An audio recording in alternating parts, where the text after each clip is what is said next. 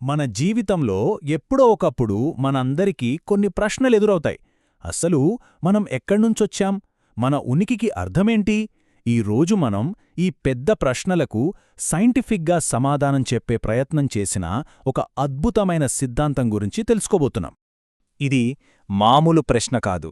కొన్ని వేల సంవత్సరాలుగా ఎంతోమంది ఫిలాసఫర్స్ని, సైంటిస్టుల్ని, ఇంకా మనలాంటి సాధారణ మనుషుల్ని కూడా ఆలోచింపచేసిన ఒక పెద్ద మిస్టరీ. మన చుట్టూ ఉన్న ఈ జీవ వైవిధ్యం, ఈ కోట్లాది జీవులు అసలు ఎలా పుట్టాయి? అన్నిటికన్నా ముఖ్యంగా మనుషులు ఈ భూమ్మీదికెలా వచ్చాం? విచిత్రమేంటంటే ఈ చిక్కుముడికి సమాధానం ఏదో ల్యాబ్లో మైక్రోస్కోప్ కింద దొరకలేదు. దానికి బదులుగా సుదూర సముద్రాల్లో సాగిన ఒక డేరింగ్ జర్నీలో దొరికింది. ఈ కథ చార్లెస్ డార్విన్ అనే ఒక యంగ్ న్యాచురలిస్ట్ మొదలుపెట్టిన ఒక అన్వేషణతో ప్రారంభమవుతుంది. సరే, ఇప్పుడు మనం ఆ అద్భుతమైన ప్రయాణంలోకి వెళ్దాం. అసలు ప్రాణం పుట్టుక వెనక ఉన్న ఆ సీక్రెట్ను ఛేదించడానికి డార్విన్ తన ప్రయాణాన్ని ఎలా మొదలుపెట్టాడో చూద్దాం. ఇక్కడ కనిపిస్తున్న ఈ యువకుడే చార్లెస్ డార్విన్. చిన్నప్పట్నుంచి ప్రకృతి అంటే పిచ్చి ఆసక్తి. తన చుట్టూ ఉన్న జీవుల్లోని వైవిధ్యం చూసి అసలు దీని వెనుక ఉన్న కారణం ఏంటో తెలుసుకోవాలనే బలమైన కోరికతో ఒక చారిత్రాత్మక ప్రయాణాన్ని మొదలుపెట్టాడు. డార్విన్ సాహసయాత్ర అసలు కథ ఇక్కడే మొదలైంది.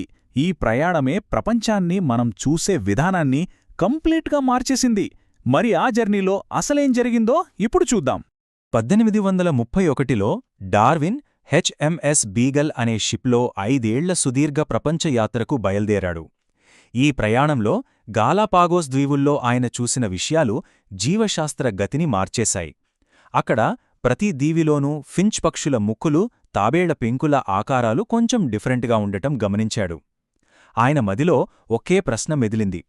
ఒకే జాతికి చెందిన జీవులు ఇంత దగ్గరగా ఉన్న దీవులలో ఎందుకింత భిన్నంగా ఉన్నాయి?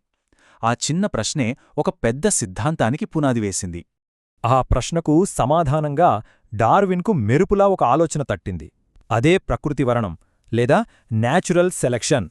సింపుల్గా చెప్పాలంటే, ఏ జీవులైతే తమ పరిసరాలకు పర్ఫెక్ట్గా సూటవుతాయో అవి మాత్రమే బ్రతికి వాటి సంతానాన్ని పెంచుకుంటాయి.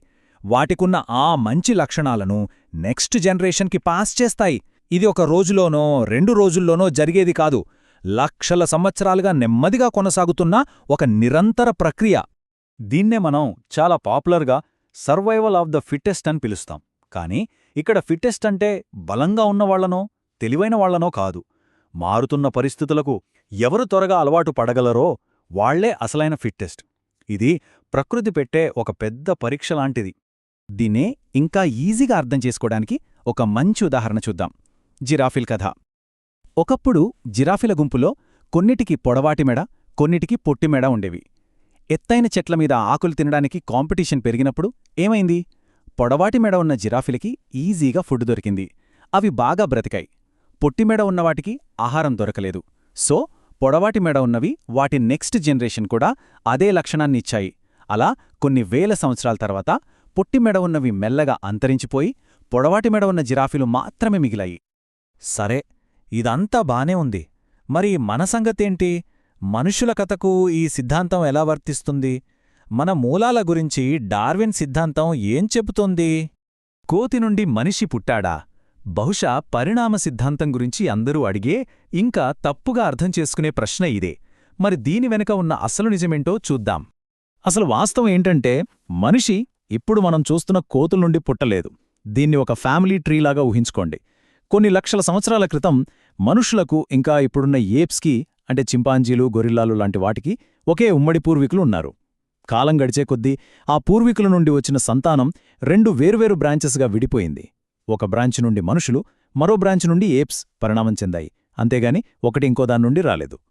ఆ ఉమ్మడి పూర్వీకుడు నుండి విడిపోయాక మన పూర్వీకుల ప్రయాణం మొదలైంది. వాళ్లు చెట్లపై నుండి కిందకి గడ్డి మైదానాల్లోకి వచ్చారు. 2 కాళ్లపై నడవటం మొదలుపెట్టారు. మెల్లమెల్లగా వాళ్ల మెదడు సైజు పెరిగింది. వాళ్లు పనిముట్లు వాడటం నేర్చుకున్నారు. ఇలా లక్షల సంవత్సరాల పరిణామక్రమంలో ఆధునిక మానవుడు రూపుదిద్దుకున్నాడు. డార్విన్ చెప్పిన ఈ ఐడియా కేవలం బయాలజీ పుస్తకాలకే పరిమితం కాలేదు. అది మన ఆలోచనా విధానాన్నే మార్చేసింది. ఒక రకంగా చెప్పాలంటే ప్రపంచ దృక్పథాన్నే మార్చేసింది. ఇన్ని సంవత్సరాల తన రీసెర్చ్, ఆలోచనలు, ఆధారాలు వీటన్నింటినీ కలిపి డార్విన్ ఒక పుస్తకం పబ్లిష్ చేశాడు. దానిపేరే on the origin of species. జీవశాస్త్ర చరిత్రలోనే ఇది one of the most influential books. అది 1859వ సంవత్సరం. ఆ పుస్తకం బయటికి రాగానే సైంటిఫిక్, సోషల్ సర్కిల్స్లో ఒక పెద్ద తుఫానే వచ్చింది. అప్పటిదాకా జీవుల పుట్టుక గురించున్న మతపరమైన, సాంప్రదాయ నమ్మకాలను అది నేరుగా సవాలు చేసింది. ఈ సిద్ధాంతం యొక్క గొప్పతనం ఏంటంటే అది బయాలజీకి ఒక స్ట్రాంగ్ సైంటిఫిక్ ఫౌండేషన్ వేసింది. అప్పటిదాకా ఉన్న నమ్మకాల స్థానంలో ఇదిగో ఆధారం, ఇదిగో సాక్ష్యం అని చూపించింది. ఇప్పటికీ మెడిసిన్ నుండి జెనెటిక్స్ వరకు ప్రతి ఫీల్డ్లోనూ ఈ సిద్ధాంతం మనకు దారి చూపిస్తూనే ఉంది. అయితే డార్విన్ మనకు నేర్పింది గతం గురించి మాత్రమే కాదు. పరిణామమనేది ఒకప్పుడు జరిగి ఆగిపోయిన కథ కాదు, అది నిరంతరం కొనసాగుతున్న ప్రయాణం. మనం కూడా ఈ ప్రయాణంలో భాగమే.